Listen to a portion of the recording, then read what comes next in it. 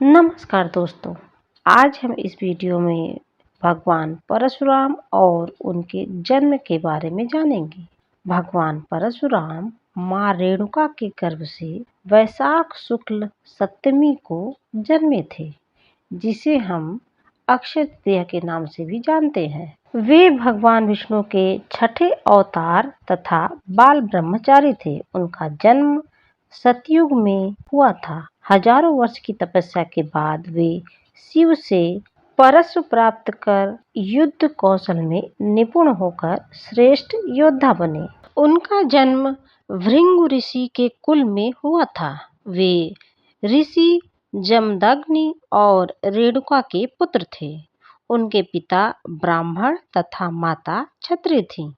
वे 5 भाइयों में सबसे छोटे थे।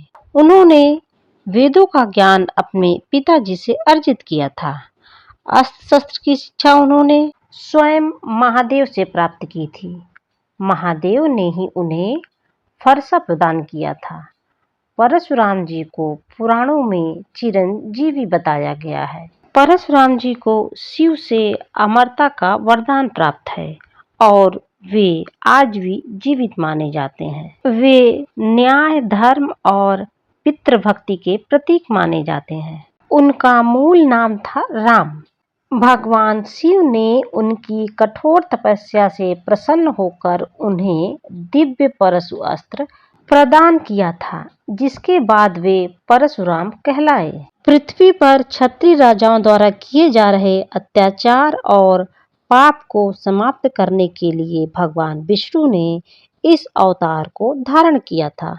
उन्होंने 21 बार पृथ्वी से दुष्ट क्षत्रियों का अंत किया था। दोस्तों, क्या आप परशुराम जी के जन्म के विषय में जानते हैं? इनके जन्म की कथा रहस्यमयी है।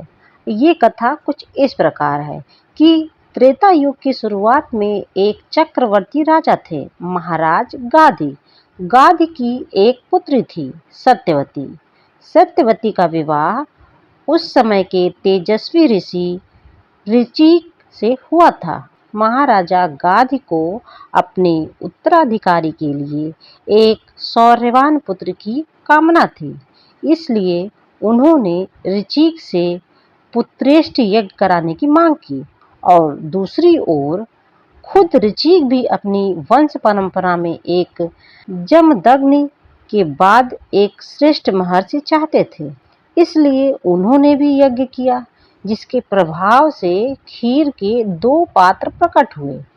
उन्होंने एक खीर का कटोरा अपनी सास को खाने के लिए दिया और दूसरा कटोरा अपनी बहू के लिए, लेकिन बाद में खीर का कटोरा बदल गया। जो ब्राह्मण प्रभाव वाली खीर थी, उसे महाराज गाधी की पत्नी ने खा लिया था और क्षत्रिय प्रभाव वाली खीर रेणुका को मिली, जो कि परशुराम की मां थी। ऋषि ऋचिक ने कहा कि महाराज गाधी का पुत्र सूरवीर चक्रवर्ती सम्राट होने के बाद भी त्रिकालदर्शी ब्रह्मर्षि बनेगा और रेणुका का पुत्र ब्राह्मण होते हुए भी क्षत्रियों को पराजित करेगा और सारी पृथ्वी जीत लेगा। बाद में यही हुआ। राजा विश्वामित्र सम्राट होने के बाद भी सन्यासी हो गए और ऋषि परशुराम ब्राह्मण होने के बाद भी युद्ध कौशल के लिए पहचाने गए।